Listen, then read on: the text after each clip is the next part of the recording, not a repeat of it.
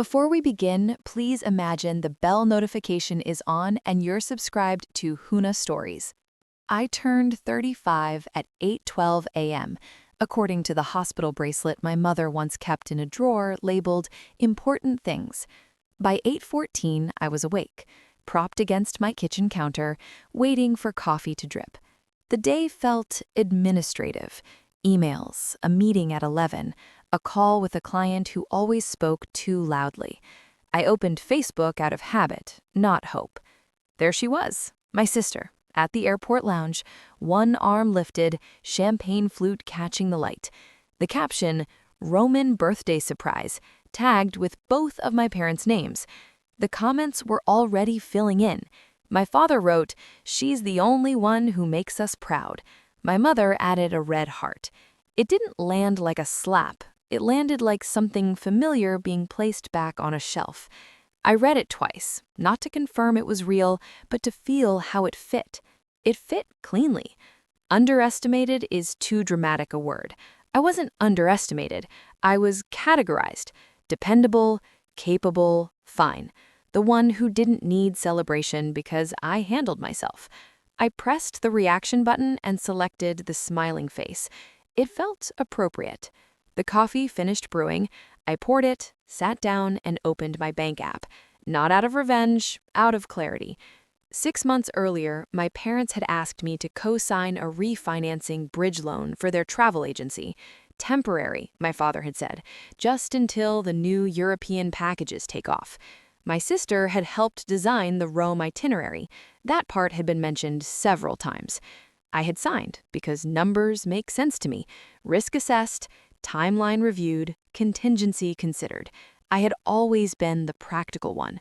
The agreement sat in my Documents tab, crisp and impersonal. Clause 7.3, guarantor may withdraw collateral support with written notice, effective upon bank review. I stared at that sentence longer than I had stared at the Facebook post. I remembered being 16, missing a school trip because someone needed to watch my sister before her dance audition. I remembered wiring them money during the pandemic without anyone asking because I'd seen their balance sheet and understood what pride costs. I remembered birthdays where I bought my own cake. None of it had been tragic, just consistent. I clicked Withdraw. The app prompted me to confirm. I read it once, then again. The language was neutral. This action will trigger a reassessment of financing terms for the primary account holders. Neutrality felt right. I confirmed. A message appeared. Your request has been submitted. Processing may take up to 2 business days. That was all. No fireworks, no swelling music, just a digital timestamp. I went to work. By late afternoon, my phone rang. My father's name filled the screen. I let it ring twice before answering. "Did you mean to do that?" he asked. No greeting. "Yes." A pause. Paper shuffling on his end. He was always holding paper when he needed authority. "The bank says our loan terms are under review." "I know." Another pause, thinner this time. "Why?" There it was. The opening for accusation, for quoting his comment back to him, for asking how Rome was. I didn't take it. "I'm restructuring my financial exposure this year," I said. "It's not personal. It's risk management." The words were clean. I practiced them once in my head between meetings. He exhaled through his nose. "You could have talked to us." "I am talking to you." My mother didn't get on the phone. I could hear her in the background, low and indistinct. My sister didn't call at all. Bad evening. A formal email from the bank arrived in all our inboxes. Subject line, notice of guarantor withdrawal and loan reassessment. Authority has a tone. It's unmistakable.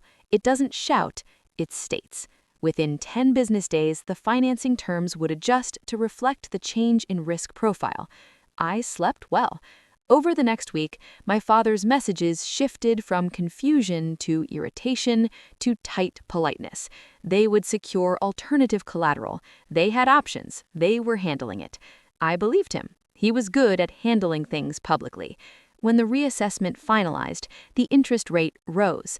The monthly payment increased. Not catastrophic, just heavier enough to be felt. No one mentioned the Facebook comment. My sister posted photos from Rome, gelato, cobblestone streets, the Colosseum at dusk. She looked incandescent. I tapped through them without reacting. On my actual birthday evening, I ordered takeout from the Thai place downstairs and ate it at my kitchen table. At 9:30 p.m., my mother texted, "Hope you had a nice day." A heart followed. I typed, "I did." It was true. Something had shifted, but not in them, in me.